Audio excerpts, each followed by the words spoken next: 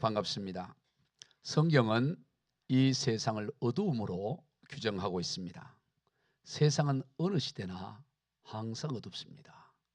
고려시대도 어두웠고 조선시대도 어두웠고 지금도 그렇고, 특별히 오늘 이 시대는 그 어둠이 더 짙은 어두움 가운데 우리가 살아가고 있습니다. 경제 여건은 예전과 비교할 수 없을 만큼 좋아졌지요. 우리 지난주에 살펴본 대로 경제력이나 군사력, 외교력, 또 문화, 이 모든 컨텐츠를 다 합쳐서 세계 강대국 가운데 우리나라가 6위에 올랐습니다. 이거 엄청난 일이에요. 세계 6번째로 강대한 나라가 이 대한민국입니다. 그럼에도 불구하고 사람들의 마음은 어두움으로 가득 차 있고 우울함으로 가득 차 있습니다. 자주 말씀을 드렸습니다마는 작년 한 해 2024년 한 해 동안 자기 스스로 자기의 생명을 끊은 사람이 14,872명이에요. 여러분 어마어마한 일이에요. 14,872명. 하루에 40.6명이 생떼 같은 목숨을 끊고 있습니다. 이렇게 이 엄청난 이 시대에 살고 있으면서도, 세계 6번째 강대국에 살고 있으면서도 그런 안타까운 일이 일어나고 있습니다. 왜 그럴까요? 왜 사람들의 마음이 이렇게 어두움과 우울함으로 가득 차 있을까요? 그 원인이 어디 있는 것일까요? 그것은 바로 상실에 있습니다. 상실함이 있기 때문이에요. 믿음을 상실하게 되면 근심과 두려움이라는 어둠이 생겨납니다. 소망을 상실할 때 절망과 좌절이 생겨나고, 사랑을 상실할 때 분노와 냉담함이라는 어둠이 생겨납니다. 감사를 상실할 때 짜증과 불평이라는 그 어둠이 생겨나는 거예요. 어둠은 왜 생겨나느냐? 상실하기 때문에 생겨나는 거예요. 그러면 이 모든 상실의 근원은 무엇일까? 그것은 바로 생명의 상실이에요. 생명의 상실이 모든 상실을 가져오게 됩니다. 마치 물고기가 물을 떠나면서 모든 어둠의 역사가 일어나는 것처럼 생명을 상실한 결과 모든 상실이 일어나고 그 상실로 인하여 어둠이 생겨나는 것입니다. 그런데 이 생명이라는 것, 성경이 말씀하는 의미의 이 생명은 하나님께서 이제 사람에게만 주어진 것입니다. 사람 외에는 성경이 말하는 생명이 생물체에 존재하지 않아요. 생명은 오직 사람에게만 있는 것입니다. 그저 살아있을 뿐이지 다른 생명체들은 생명이 있는 게 아니에요. 생명은 오직 하나님께서 사람에게만 준 것입니다. 이 용어부터 정리가 돼야 돼요. 우리는 생명이나 살아있는 거나 그걸 혼재해서 씁니다. 그런데 성경이 말하는 생명과 살아있는 것은 전혀 다른 차원이에요. 우리 창세기 2장 7절 같이 봅시다. 시작. 여호와 하나님이 땅의 흙으로 사람을 지으시고 생기를 그 코에 불어넣으시니 사람이 생명이 되리라. 자, 여기서 봅시다. 여호와 하나님이 땅의 흙으로 사람을 지으셨다는 거예요. 사람을 지으시고 그리고 나서 생기를 불어넣으니 생명이 되었다. 그렇다면 사람을 지었을 때, 하나님께서 흙으로 사람을 지었을 때는 심장이 뛰고 있었을까요? 멈추고 있었을까요? 심장이 멈추고 있는 상황에 그냥 흙 무더기였는데 생기를 불어넣으니까 사람이 되어서 호흡도 하고 그런 존재가 되었을까요? 아니면 생기를 불어넣기 전에도 이미 사람으로서의 심장을 띠고 있었고 사람의 모양을 다 갖추고 있었는데 생기를 불어넣으니까 비로소 생명이 되었을까요? 전자일까 후자일까? 우리는 잘 알 수가 없지요. 전자라고 생각하는 사람도 있을 거고 후자라고 생각하는 사람도 있을 거예요. 그냥 하나님께서 흙으로 이렇게 주물럭주물럭 해놓고 비로소 생기를 코에 불어넣으니까 그때야 심장이 뛰고 눈이 열리고 사람으로 걸어다녔다, 이렇게 생길 수도 있겠고, 이미 다 생명체를 다 가지고 있는데 사람을 지었잖아요. 사람을 지으시고 나서 생기를 불어넣으니까 비로소 살아있는 영, 생명이 되었다, 이렇게 볼 수도 있겠죠. 전자를 취할 사람도 있고 후자를 취할 수도 있을 거예요. 그러나 이 문맥을 보면 후자일 가능성이 높죠. 이미 하나님께서는 사람이 다 사람을 지은 거예요. 호흡도 하고 생명 다 있는데, 살아있는데 거기에 생기를 불어넣으니까 비로소 하나님의 영이 있는, 생명이 있는 영이 되었다, 이렇게 볼 수 있는 것이, 그 뒷부분을 이어서 살펴보면 그 두 번째일 가능성이 높다는 것을 우리가 생각할 수 있는 것입니다. 즉 생명이 있는 것과 살아있는 것은 다른 차원이에요.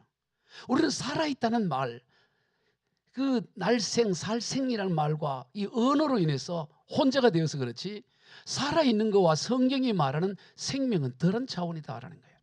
하나님께서는 인간을 지으시고 나서 네가 선악과를 먹는 날에는 정령 죽으리라 그랬습니다. 그 죽음이라는 게 뭘까요? 바로 이 죽음이라는 것은 그 생명, 하나님이 불어넣는 그 생명이 떠난 걸 말해요. 생기를 불어넣을 때 이 생기라는 단어가 히브리어로 뉴시마트 하임이라는 단어인데, 이 뉴시마트 하임이라는 단어는 뭐냐면 생명들의 기운이라는 거예요. 하나님께서 생명들의 기운을 불어넣었다라는 말이에요. 생기라는 단어 자체가. 즉 생명의 기운을 불어넣으니까, 생명들의 기운을 불어넣으니까 생명을 가진 이 존재가 되었다, 이렇게 말씀을 하고 있는 것입니다. 따라서 이 생명이라는 말과 살아있는 것은 성경에는 별개의 개념으로 보는 거예요. 오늘 설교가 굉장히 어렵게 느껴질 수 있어요.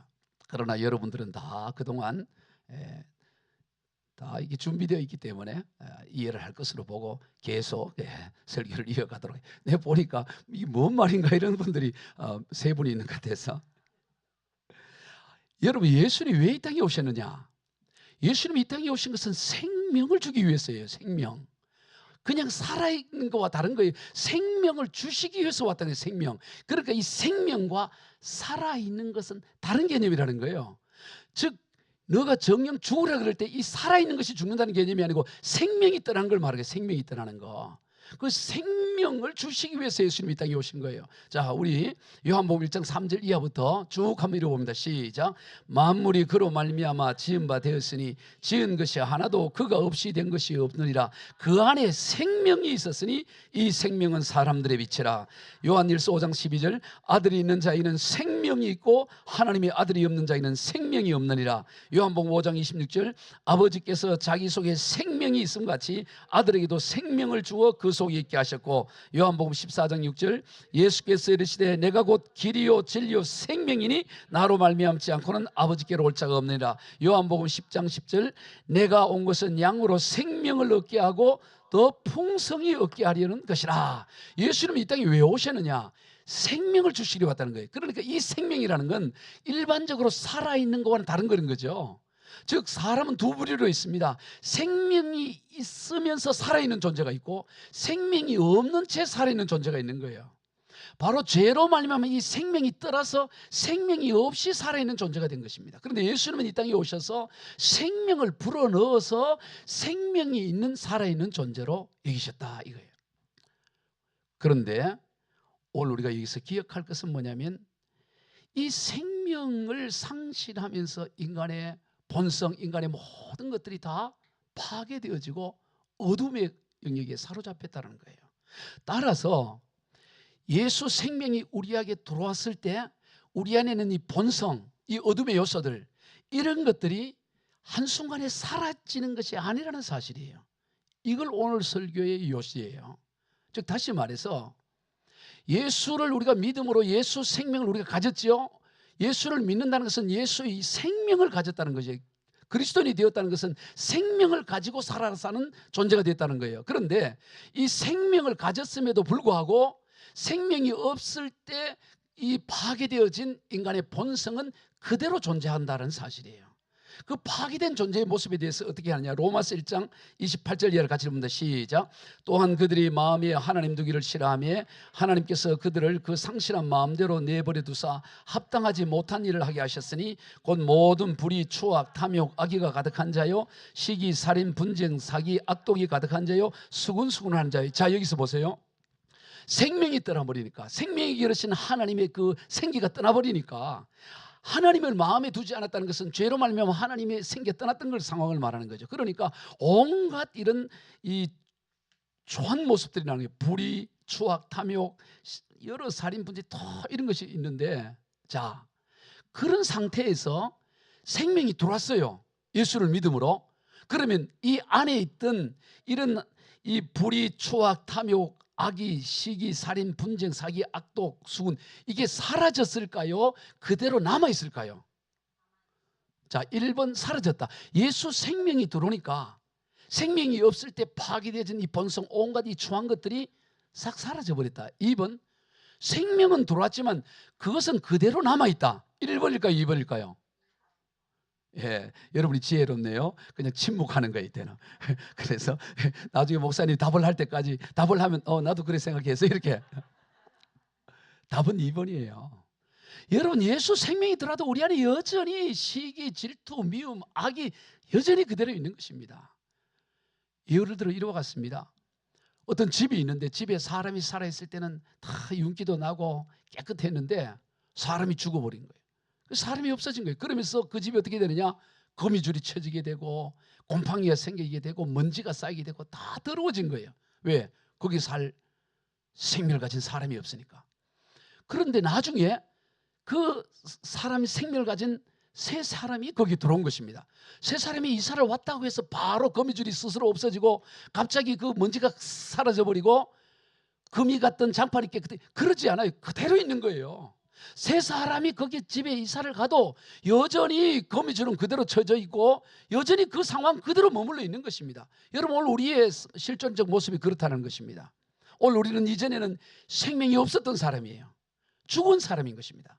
마태복음 8장에 보면 예수님의 제자 가운데 한 사람이 예수님께 이런 질문을 합니다. 예수님, 나로 먼저 내 아버지를 장사를 치르고 나서 주님을 따르도록 허락해 주십시오 그래요. 그랬더니 주님 뭐라 그랬습니까? 예수님이 그 다음 절에서 22절에서 뭐라고 말씀하냐? 죽은 자들로 죽은 자들을 장사하게 하고 너는 나를 따르라고 말하는 거예요. 즉 다시 말해서 예수 생명을 가지지 않는 자는 죽은 자라고 말하는 거예요. 죽은 자들이 죽은 자들, 앞에서 죽은 자들은 바로 영적으로 죽은 자들을 말하고 생명이 없는 자들을 말하고 뒤에서 죽은 자들은 육체가 죽은 자를 말하는 거죠. 즉 다시 말해서 예수님은 이 생명이 없는 자는 죽은 자인 거예요. 육신은 살아있지만 영적으로는 생명이 없는 죽은 자라고 표현하는 거예요. 따라서 오늘 우리에게 이 예수 생명이 우리에게 들어온다고 해서 바로 이 모든 이 죽은 부분들이 한순간에 그 다 사라지는 것이 아니고 여전히 그 본성이 그대로 머물러 있다는 것입니다. 그래서 인간이 연약함 가운데 그대로 머물러 있는데 이걸 어떻게 처리할 거냐 하는 거예요. 이걸 어떻게 처리할 거냐. 그것은 바로 이 머물러 있는 본성, 본래 이 다시 가지게 된 이 생명이 그 어둠의 것들, 그 시기, 살인, 분노, 미움, 이 모든 것을 뭐 해야 되냐? 제거해야 되는데 어떻게 제거하냐 이거 제거. 여러분, 오늘 저와 여러분 안에는 이 본성의 추함이 이 예수를 믿는다고 이게 한순간에 제거되어지고 사라집니까? 여전히 그대로 있는 거예요. 그 모습이 그대로 있다고. 그걸 어떻게 해야 되느냐? 빛으로, 생명으로 그것을 뭐 하느냐? 덮는 일만 남아요. 덮어야 되는 거예요. 그러지 않으면 여전히 그대로 있는 거예요. 오늘 우리는 스스로를 착각합니다. 나의 변화되지 않은 모습에 대해서 나는 왜 여전히 이러지?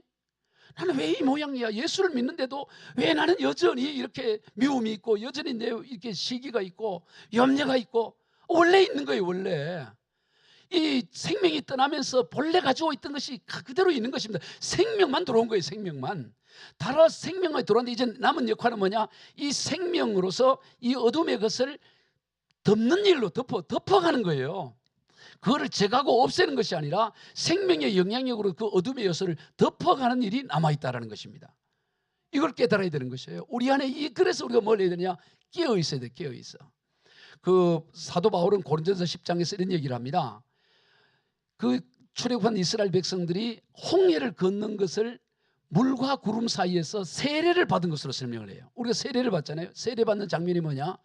홍해 걷는 것을 세례를 받은 것으로 설명합니다. 그리고 광야에서 반석에서 물을 마시고 그리고 만나를 먹은 것은 뭐냐? 예수 그리스도의 반석, 예수 그리스도로 말미암아 예수님이 주신 양식과 음료를 마시는 것으로 설명을 하는 것이. 즉 예수 그리스도로 말미암아 사는 걸 말하는 거예요. 광야 여정을. 그런데 거기에서 뭔 얘기를 하느냐? 그렇게 세례를 받고 예수로 주시는 반석에서의 물을 마시고 하늘에서의 만나를 먹는 이런 삶을 살았음에도 불구하고 여전히 저들에게 남아있던 이런 우상숭배와 더러운 추악한 것을 행했다는 것입니다. 간음을 행하고 우상숭배를 했다. 그 결과 다 광야에서 멸망당했다. 이게 고린도전서 10장에서 나온 내용이에요. 그러면서 뭔 얘기를 하느냐? 고린도전서 10장 12절 우리 같이 읽어봅시다. 시작. 그런즉 선줄로 생각하는 자는 넘어질까 조심하라. 그러니까 우리가 섰다고 해서, 여기서 섰다는 말은 구원받은 상황, 즉 예수를 믿었다 이 말이에요. 예수를 믿었고 이런 생명을 가졌다 할지라도 그러나 얼마든지 넘어져서 멸망당할 수 있다라고 말씀하고 있다는 걸 우리가 기억해야 되는 거예요. 그러므로 언제나 우리가 이걸 깨어서 조심해야 돼요. 늘 자신을 경계해야 되는 것입니다. 여러분 이런 이야기가 있어요. 아프리카의 어느 그 정글의 마을에 애들이 숲속에 들어갔다가 어미를 잃은 새끼 표범을 마을로 데려온 거예요. 그 새끼 표범이 귀엽잖아요. 새끼는 다 귀여우니까. 그러니까 막 그리고 어른들이 야 그거 그 사람 잡아먹어 빨리 그 들에 갖다 숲에 갖다 버려 이렇게. 그랬더니 애들이 하는 말이 아니에요. 우리가 이렇게 우유도 주고 이러면 우리랑 친하게 아직. 그래 애들이 하도 이제 이 새끼 표범하고 이렇게 잘 지내니까 좀 두고 보자 이렇게 해서 가만히 둔 거예요. 그랬더니 이 새끼 표범이 금방금방 커서 큰 표범이 된 거예요. 그래도 애들하고 너무 잘 지내는 거예요. 잘 이렇게 지내고 야생 표범하고 다른 거죠. 아주 길리 들어주고 애들하고 장난도 치고 또 애들이 어디 들에 갈 때는 그 표범이 이렇게 보호도 해주고 잘 지내는 거예요. 그런데 하루는 숲속에 애들이 뛰어다니다가 나무뿌리에 걸려서 넘어진 거예요. 한 아이가. 그래서 이 무릎에 피가 철철철철 나는 거예요. 그랬더니 그 아파하니까 이 표범이 너무 안타까워하면서 그 아이의 그 피나는 것을 혀로 핥아주는 거예요. 혀를 자꾸 핥아 보니까 눈빛이 달라지기 시작하더니 야생이 그 어떤 그 야수가 생겨나서 그 아이를 잡아먹었다는 그런 이야기가 있어요. 뭔 얘기하냐? 재미없는 얘기인데 너무 심각하게 들어서 여러분 보세요. 이 야수가 비록 길들여져 있어도 그 맹수의 그 이 표범에 그게 여전히 있는 거예요. 그게 여전히. 여러분 우리 안에도 마찬가지예요. 우리가 예수를 믿어도 아직 우리 안에는 여전히 이 죄의 어떤 그 야수 같은 그게 있다 이 말이에요. 그래서 우리가 뭘 해야 되느냐? 항상 조심해야 돼. 조심해야 돼. 아멘. 조심하고 이걸 뭐로 해야 되냐? 덮어야 된다고. 뭐로 덮으냐? 이 빛으로 이 어두움을 빛으로 덮으라는 게 빛이. 그 빛이 뭐냐? 하나님의 말씀이 빛이라는 거예요. 여러분 오늘 우리 안에 이 빛은 이 어두움은 퍼내 갖고 해결되는 게 아니에요. 덮어야 되는 게. 빛을 계속 비추는 일밖에 없어요. 빛이 뭐냐? 하나님 말씀 빛입니다. 여러분 보세요. 이 어둠이 지금 이 불을 환하게 켜놔서 그렇지만 이 빛이 비추었다고 어둠이 사라지는 게 아니에요. 어둠은 항상 그 자리에 있습니다. 빛이 꺼지면 바로 드러난다고. 예를 들어 이 빛을 켤 때 빛이 어둠이 저 한 5km나 10km 떠나 있다면 불을 켜도 한참 있다가 꺼져도 한참 있다가 와야 될 거 아니겠어요? 그런데 빛이 사라지면 바로 드러나는 게 바로. 여러분 우리 안에도 마찬가지입니다. 이 은혜의 빛, 하나님의 말씀의 빛이 우리의 이 옛 본성을 이게 덮지 않으면 언제나 이게 바로바로 등장할 수 있는 거예요. 그래서 오늘 우리는 뭘 해야 되느냐? 항상 빛 가운데 거해야 되는 거예요. 늘 조심하고 깨어서 그 우리의 이 어둠을 덮는 이런 삶을 살아가야 된다 이 말이에요. 사도 바울이 그 얘기하는 거예요. 사도 바울이 예수를 믿었음에도 불구하고 자기의 본성을 들여다봤더니 여전히 이 연약한 부분이 여전히 남아있는 거예요. 여전히 죄가 자기를 사로잡는 게 보이는 거예요. 한순간에 또 어둠이 자기를 덮어오는 걸 보는 것입니다. 그래서 그가 유명한 말을 알죠. 오라 나는 공고한 사람이로다. 이 사망의 몸에서 누가 나를 건져내랴. 내 몸을 보니까 사망의 몸이야. 여전히 죄에 그 탐닉되어 있는 그 모습을 보는 거예요. 거기서 절망을 하고만 끝나는 것이 아니라 거기에 뭘 합니까? 그 다음 절에서 우리 주 예수 그리스도로 말미암아 하나님께 감사하리로다 이런 거예요. 즉 다시 말해서 예수 그리스도의 빛으로 그 어둠의 사망의 몸을 덮어버리더라 이 말이에요. 덮어버려요. 오늘 우리는 끊임없이 덮는 작업을 해야 돼. 우리가 예수 믿었다고 그냥 다 끝난 게 아닙니다. 홍해를 건너고 반석 대신 주님으로부터 물을 마시고 하늘의 생명체 예수, 내 몸이 살이다, 내 피가 너의 음료다, 먹고 마셔야 된다. 우리 구약시대의 이스라엘 백성들이 광야 여정 가운데서 하늘에서 만나가 바로 예수님의 몸이요 살이요 그리고 반석에서 우리 예수님의 피라고 설명하는 거예요. 고린도 10장에서 사도 바울은. 그럼에도 불구하고 뭐냐? 그 안에 있던 그 빛 아래에 숨겨져 있던 그게 그들을 덮쳐와서 다 광야에서 멸망을 당했다고 말하는 거예요. 그러므로 오늘 우리는 언제나 우리 안에 있는 이 죄성, 죄의 본성을 항상 우리가 조심하고 이걸 덮어가야 되는 거예요. 빛으로 끊임없이 덮는 이 작업을 해야 된다 이 말이죠. 그러지 않으면 한순간에 우리는 거기에 다시 덮여질 수밖에 없는 것이 우리의 인생인 것입니다. 그러므로 우리는 끊임없이 말씀의 빛으로 어둠을 끊임없이 덮어야 돼요. 달리 방법이 있어요. 계속 덮는 작업을 해야 돼요. 덮어야 되는 거예요. 그러지 않으면 어둠이 한순간에 우리 인생을 삼켜버리는 것이 많은 것입니다. 우리 인생 가운데는 끊임없이 이 어둠의 셀이 끊임없이 밀려와요. 염려와 걱정이라는 파도가 지금도 밀려오고 있잖아요. 지금 여러분 가운데 지금 이 설교 들으면서도 이 염려하는 분들이 있는 거죠. 이거 어떻게 되지? 개돈 이거 다음 달 타는데 그 개주가 아무래도 어디 간다 그러는데 이게 참 걱정할 수 있잖아요. 이 고민을 설교 들으면서도 계속 염려가 온다고. 끊임없이 염려의 파도가 근심이 생겨나는 거예요. 그러면 사람이 잘하는 게 뭐냐? 이 염려 어둠의 것을 사람들은 뭐냐? 빛으로 덮어야 되는데 빛으로 덮기보다는 이걸 뭐예요?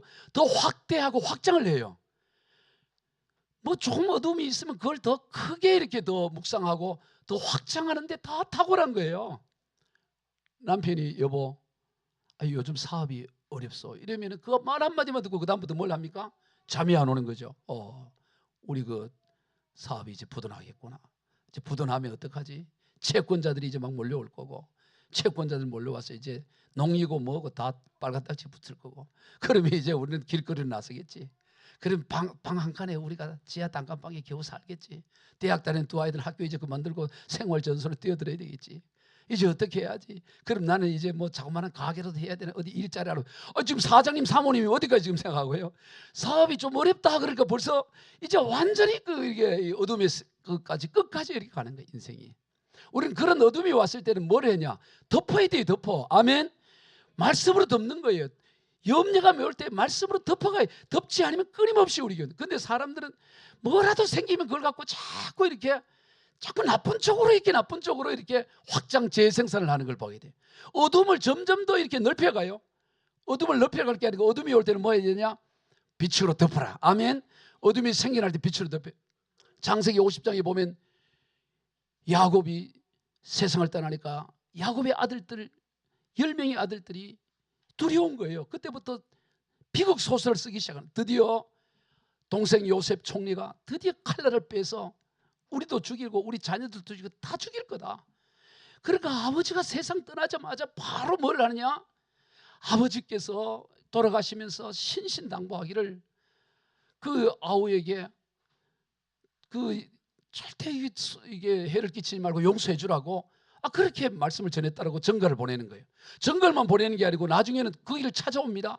찾아와서 무릎을 꿇고 아버지가 그래 당부했으니까 우리 용서해 달라고. 그때 요셉이 뭐를 합니까? 기가 찬 거예요. 기가. 요셉이 눈물을 흘리고 울어요. 거기에 보면. 그러면서 뭐라고 얘기하느냐? 창세기 5장 19절로 21절 시작. 요셉이 그들에게 이르되 두려워하지 마소서 내가 하나님을 대신하리까. 당신들은 나를 헤아려 하였으나 하나님은 그것을 선으로 바꾸사 오늘과 같이 많은 생명을 구원하게 하시려 하셨나니 당신들은 두려워하지 마소서 내가 당신들과 당신들의 자녀를 기리다 하고 그들을 간곡한 말로 위로하였더라. 간곡한 말로 위로를 하는 거예요. 아니 요셉은 그럴 생각이 전혀 없었어. 오히려 그 조카들 어떻게 학교 보내고 이럴까 이런 생각을 하고 있었는데 형들은 이 비극 소설을 쓰면서 이제 요셉이 칼날로 우리 죽이겠지 이렇게 비극을 쓴다고. 여러분 우리 인생은 이런 걸 쓸데없는 염려잖아요. 대부분이 보면 스스로 현재에 있는 염려만 하면 되는데 현재 염려할 게 없으니까 어떻게 해요? 미래 염려를 끌어와서 염려를 하는 거예요. 내일 염려를 지금 오늘 염려만 해도 되는데 오늘 염려만 하는 게 아니고 내일 염려 모레 염려 벌써 10년 뒤에 염려까지 끌어오네. 10년 뒤에. 이제 회사 그만두면 나 어떻게 몇 년 뒤에 그걸 끌어와서 지금 고민하는 거예요. 지금은. 주님 말은 오늘 염려로 오늘 하는 걸 끝내라. 네 내일 모레 다 하나님이 주인이다. 아멘. 우리는 말씀으로 그 염려와 두려움과 어둠을 덮으시기를 주의 이름으로 축원합니다. 말씀이 빛이라고. 빛 가운데 있으면요 우리가 이 어떤 세상 가운데도 우리는 그 빛으로 다 덮을 수 있어요. 오늘 우리 가운데 염려라는 근심 걱정은 인생 가운데 가장 많이 밀려오는 게 염려잖아요. 걱정하고 끊임없이 날 때 그럴 때 우리는 뭘 해야 되냐? 빛으로 그걸 덮는 거예요. 그 빛 가운데 몇 말씀만 봅시다. 빌립보서 4장 6절 우리가 암송했던 말씀이죠. 시작. 아무것도 염려하지 말고 다만 모든 일에 기도와 간구로 너희 구할 것을 감사함으로 하나님께 아뢰라. 이걸로 덮으면 돼요. 여러분 염려가 와요? 빌립보서 4장 6절로 덮으라고. 이거 그냥 외우는 게 아니고 이게 입을 덮듯이 덮어버려. 이 덮어버리면 돼요. 여러분 어떤 냄새나고 더러운 거 덮어버리잖아. 덮으면 냄새. 어제 우리 김장하고 청년들이 집에 갈 때 김장을 하나 싸주지도 못하니 보면서 그냥 가지고 가려니까 이리 와봐. 그래 가져가면 전철에서 냄새나. 그러니까 그거 어떻게 해요? 보니까 그게 뭐지? 지퍼백 집어넣으면 냄새 안 나. 그래서 지퍼백에 넣고 그 다음에 이제 그 종이백에 넣고 뭐 여러 가지 해갖고 가니까 들고 가니까 저 뭐 다들 보면 저 뭐 좋은 거 어디 뭐 어디 앞 저 백화점에서 뭐 선물 산 줄 알지. 거기에 김치 냄새나는 김치인 줄 누가 알아요?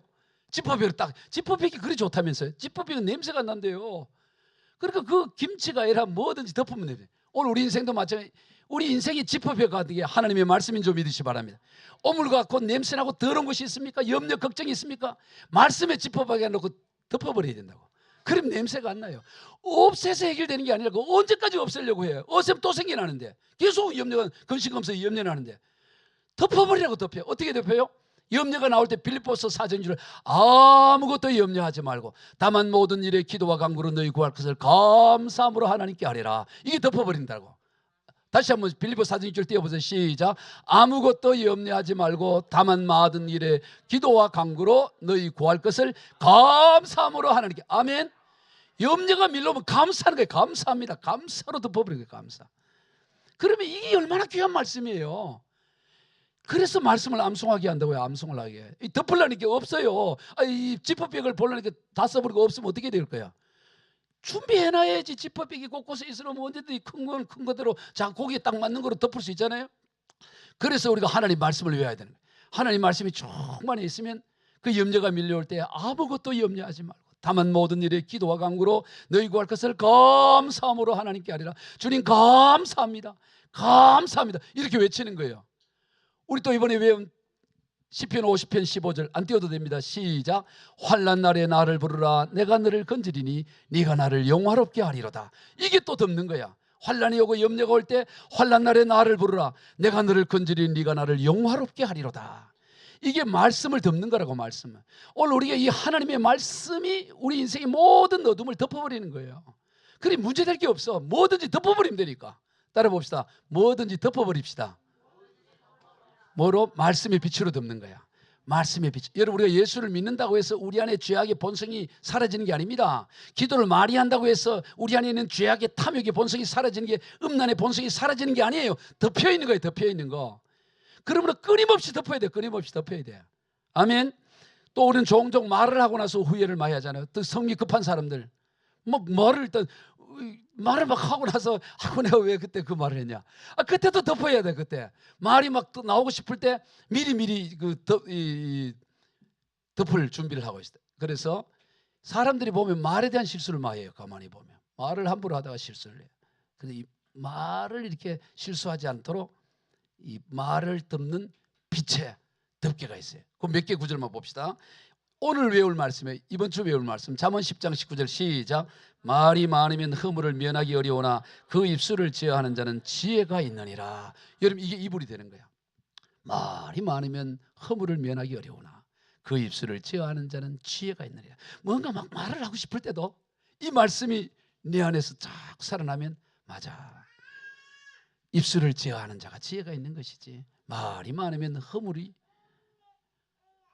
면하기 어렵지만 입술을 제어하는 자는 지혜가 있느니라. 그래서 덮을 수가 있어요.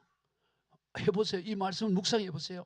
이게 여러분 앞에 말의 실수를 덮어주는 빛이 되는 거예요. 또 에베소 4장 29절 시작. 무릇 더러운 말은 너희 입 밖에도 내지 말고 오직 덕을 세우는 데 소용되는 대로 선한 말을 하여 듣는 자들에게 은혜를 끼치게 하라. 뭐 비판하고 욕하고 그런 말 하지 마. 네 말 들으면 누구라도 용기가 나고 은혜가 되고 힘이 난 말 해라. 네 말 듣고 같이 절망하고 낙심하고 그런 말 하지 마라. 그런 말 하지 말고 모든 사람이 다 너희 말 듣고 은혜가 될 수 있도록 더러운 말 부정적인 말 하지 말고 그런 말 하라는 거예요. 또 하나 살펴봅시다. 골로새 4장 6절 시작. 너희 말을 항상 은혜 가운데서 소금으로 맛을 낸 것 같이 하라. 그리하면 각 사람이 마땅히 대답할 것을 알리라. 얼마나 귀한 이불이에요. 얼마나 귀한 이 덮개입니까? 너희 말을 항상 은혜 가운데 소금으로. 여러분 소금으로 맛을 어떠네요? 소금 막 뿌린 사람 없죠?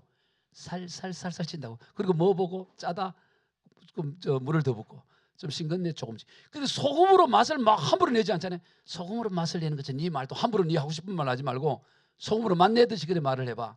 그러면 네가 무슨 말을 해야 될지 알게 될 거야. 네가 막 말을 하니까 문제지. 소금으로 맛을 내듯이. 여러분 맛을 낼 때 소금 칠 때 막 치지 않잖아요. 조심 이렇게 하잖아요. 그 맛을 내듯이 네 말을 한번 해봐. 그러면 네가 누구를 만나든 각 사람이 마땅히 해야 할 말을 네가 알게 될 거야. 그렇게 하는 것이죠. 바로 이런 것들이 뭐냐면 이런 말씀들이 우리 안에 있는 죄로 말미암은 생명이 떠남으로 말미암아 본성이 파괴된 이것을 덮는 빛의 말씀이 된다 이 말이에요. 그러므로 오늘 우리가 이것이 충만해야 돼요. 덮어야 되는 것입니다. 여러분 덮지 않으면 언제든지 그 본성이 드러나요. 본성은 그대로 있다니까. 여러분 탐욕의 본성이 사라지는 게 아닙니다. 예수 믿어도 탐욕의 본성 그대로 있어요. 여전히 시기 질투 본성 그대로 있다고. 예수 믿는다고 어느 날 그게 사라집니까? 여전히 생명이 돌았을 뿐이라고. 여전히 거미줄이 있고 여전히 먼지가 쌓여있고 여전히 그대로예요. 그러나 그것을 빛으로 덮으면서 없애는 것이지 그 빛을 덮지 않으면 여전히 그게 다 드러나게 되어 있는 것입니다. 하나 더 볼까요? 분노와 혈기. 우리 한국 사람들 잘하는 게 특히 한국 남자들 혈기 잘 내잖아요. 다 어디 이제 기도 제목 뭐 어떤 기도 제목 뭐를 이렇게 치유할 남자들 대부분 90%가 혈기 빼내는 기도였어요. 혈기 없게 해달라. 혈기 말아요 한국 사람들. 자 혈기를 어떻게 없애요? 혈기 부리지 말아야지 되는데 부리 안 됩니까? 혈기 부리지 말다고 혈기가 안 나오고 그럼 얼마나 성내지 말아야지. 성질 부리지 말아야지. 아니 그걸 다 그러고 싶지만 이미 다 부리고 나서 그런다고 항상 보면. 그 전에 뭘 해야 되느냐? 덮어야 돼. 빛으로 덮어야 돼. 거기 좋은 덮개들을 또 봅시다. 야고보서 1장 19절 있죠. 시작. 사람마다 듣기는 속히하고 말하기는 더디하며 성내기도 더디하라. 사람이 성내는 것이 하나님이 의를 이루지 못함이니라. 아멘. 사람이 성인할 때 있잖아요. 그때 사람이 성내는 것이 하나님의 의를 이루지 못함이라. 그러면 그 성을 덮어버린다고. 성이 사라지는 게 아니에요. 성을 덮어버리는 거예요. 분노와 혈기를 덮어버리는 거예요. 듣기는 속히하고 말하기는 더디하며 성내기도 더디하라. 사람이 성내는 것이 하나님의 의를 이루지 이걸 덮는 거예요. 다 덮어야 돼요. 또 볼까요? 잠언 16장 32절 시작. 노하기를 더디하는 자는 용사보다 낫고 자기의 마음을 다스린 자는 성을 빼앗는 자보다 나으니라. 잠언 29장 11절 어리석은 자는 자기의 노를 다 드러내어도 지혜로운 자는 그를 억제하느니라. 이게 우리의 덮개가 되기를 주의 이름으로 축복합니다. 우리 안에 있는 본성, 타락한 이 본성, 이 죄악된 본성을 하나님의 말씀으로 계속 덮는 거예요. 다 덮어가는 거예요. 그럴 때 이 생명이 살아나는 거예요. 본래 예수님이 주신 그 생명이 살아나는 거예요. 이 어두움이 얼마나 짙어갑니까? 이 세상은 점점 보라 어둠이 땅을 덮을 것이며 캄캄함이 만민을 가린다고 이사야 60장 2절에서만 점점 세상은 어두워져요. 이 경제력이나 모든 것은 다 발달하는데 인간의 심성과 이것들은 점점 파괴되어지고 무너져 가고 있습니다. 이럴 때 오늘 우리는 뭐로 이 어둠을 덮어야 될 것이냐? 하나님의 말씀으로 이 어둠의 세계를 덮어가는 것입니다. 덮어갈 때 이 생명만이 드러나는 삶을 살아갈 수 있는 거예요. 할렐루야. 이 생명의 빛이 저와 여러분에게 있어요. 이걸 붙잡는 사람은 세상이 두렵잖아요. 이런 얘기가 있습니다. 어떤 이 서커스단에서 아주 유명한 서커스단에서 호랑이를 데리고 이게 서커스를 하는데 갑자기 정전이 된 거예요. 캄캄해진 거야. 그러니까 이 청중들이 아주 긴장을 한 거죠. 호랑이가 이제 호랑이 4마리를 데리고 이제 이 조련사가 하다가 불이 꺼져 버렸으니까. 근데 이제 조련사가 그 철장 안에서 이제 이 서커스를 하다 보니까 이 청중들은 이제 뭐 위험하지 않은데 문제는 그 호랑이들이 저 안에서 저 조련사 잡아먹을 것 같은 거야. 그런데 다 가만히 있는데 거기에서 이 조련사의 그 이 채찍 소리와 이 호랑이들을 이렇게 훈련하는 소리가 그대로 다 들리는 거예요. 그래서 몇 분 뒤에 불이 켜졌습니다.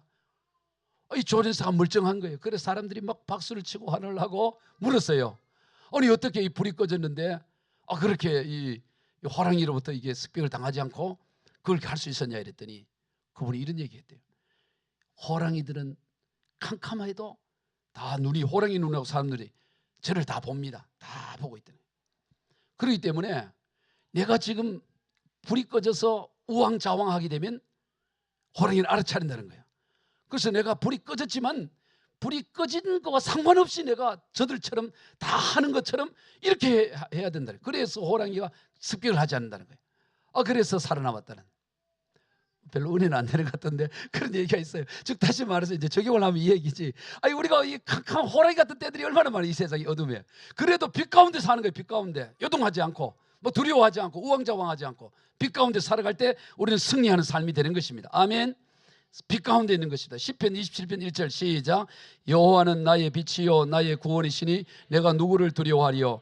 여호와는 내 생명의 능력이시니 내가 누구를 무서워하리요. 군대가 나를 대적하여 진칠지라도 내 마음이 두렵지 아니하며 전쟁이 일어나 나를 치려할지라도 나는 여전히 태어나리로다. 여러분, 하나님의 빛이 내 가운데 있습니다. 이 빛이라는 게 말씀이잖아요. 태초에 말씀이 계시나. 이 말씀, 이 오늘 읽었던 본문에서는 이 말씀이 하나님 빛이라는 거예요. 생명의 빛이라는 거예요. 이것이, 이 빛이 있으면 군대가 일어나 나를 대적한다 해도 내가 두려워하지 않고 불안해하지 않을 것이다. 그렇게 말씀한다는 거예요. 오늘 우리에게 이 빛이 있습니다. 영원한 빛이 있어요. 여러분, 우리가 이 생명의 빛, 이 말씀의 빛이 있다는 게 오늘 우리에게 얼마나 우리에게 기쁨과 담대함을 가져오는지 몰라요. 말씀 암송하시기 바랍니다. 계속해서 이제 말씀을 암송할 거예요. 계속 말씀을 해서, 그래서 이제 한 달이나 두 달마다 암송을 한 사람, 자신 있는 사람 또 나와서 계속 암송할 수 있는 기회를 드리더라고요. 매번 말씀을 암송할 수 있다. 하나님 말씀은 변함이 없습니다. 요한복음 8장 12절 봅니다. 시작. 나는 세상의 빛이니 나를 따른 자는 어둠에 다니지 않고 생명의 빛을 얻으리라. 오늘 저와 여러분에게 생명의 빛이 있습니다. 이 어둠을 다 덮어버리는 빛이 있다고. 그 빛이 잠시라도 꺼지면 다시 어둠이 장악하는 거예요. 우리 모두가 이 생명의 빛으로 어둠을 덮어가는, 그래서 밝은 빛 가운데 살아가는 저와 여러분이 다 되시길 주 예수 그리스도로 축복합니다. 기도하겠습니다. 하나님 아버지, 감사합니다. 오늘 우리 안에 생명이 없었던 인생들을 위해 생명이신 주님이 이 땅에 오셔서 우리에게 생명을 불어넣어 주시고, 그러나 우리의 본성과 우리의 죄성은 여전히 그대로 남아있지만 하나님이 생명의 빛 말씀으로 이 어둠을 덮어버리면서 생명 가운데 살아가는, 본래 하나님이 창조한 모습대로 회복되어가는 우리 모두가 되게 하여 주옵소서. 축복하며 예수님의 이름으로 기도드리옵나이다. 아멘.